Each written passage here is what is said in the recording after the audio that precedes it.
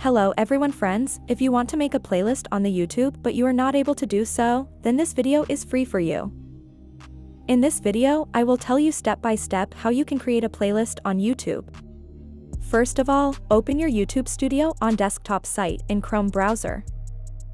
After that you have to click on the plus icon at the top right. After that you have to click on Create a Playlist.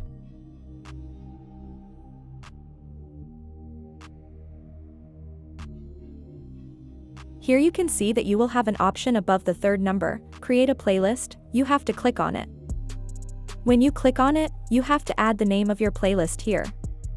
For example, want to create a playlist related to my YouTube, this is where I will type YouTube. After adding the title of your playlist, you also have to add your playlist description.